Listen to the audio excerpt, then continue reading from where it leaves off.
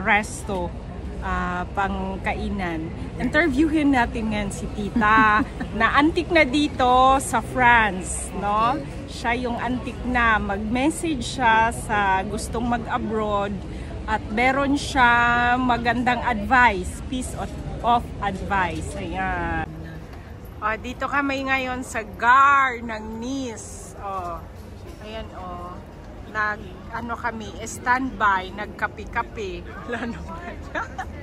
Interviewin natin si Tita Esme. Yan. Kasi siya yung antik dito sa France. Isa sa mga antik na. So, may piece of advice siya sa mga kababayan natin na Filipino na gustong mag-abroad. Ayan. Hello, Tita. Yes. You can talk a little bit or your experience, happiness dito sa abroad. Ilang years ka na nga ba dito, Tita? 30 years. Imagine ninyo, 30 years na po siya. Married si Tita ng isang French, pero same sa akin, walang anak. Yes.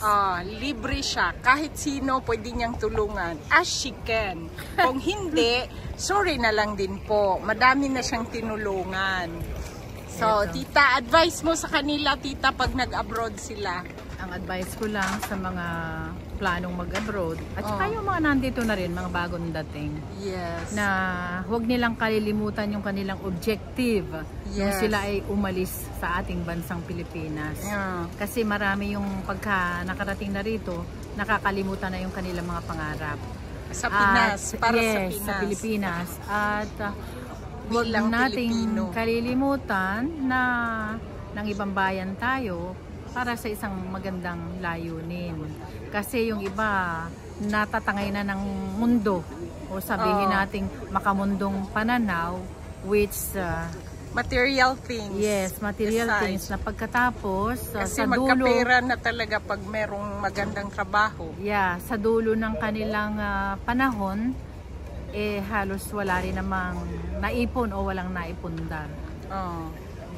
Ako, ang masasabi kong naipon ko, yung mga tulong ko sa aking mga pamangkin, sa mga hanggang sa apo, nagpaaral, at lahat naman sila At least, Tita, meron kayong sayuan na ipundar para pagtanda mo, hindi mo din alam kung sinong tutulong talaga sa naitulong mo sa iba o sa mga kapamilya. Meron ka, yung sinabi mo sa akin kanina, meron ka ding mabubunot kahit papano.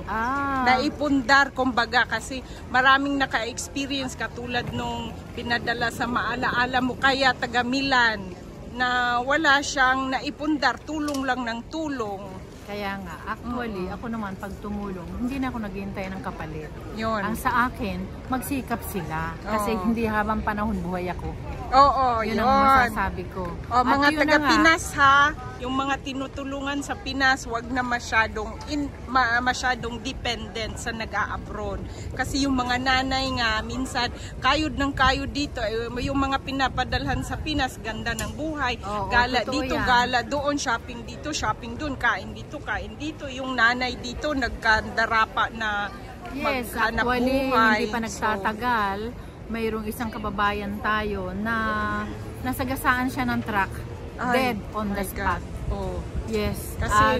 Kasi sa sobrang mga stresses dito, actually naghahabol ka ng bus, naghahabol ka ng train, lahat ng kilos dito may schedule. Kaya itong sandaling time is so precious. Yes, time is so precious. Walang dapat aksayahin. Yes. Hindi tayo dito namumulot ng pera na akala nung iba ay napakadali lang. Easy money. Ang ating pinapadala sa Pilipinas, kulang na lang ang ipawis natin ay dugo. Hindi lahat ay nakakaalam nun.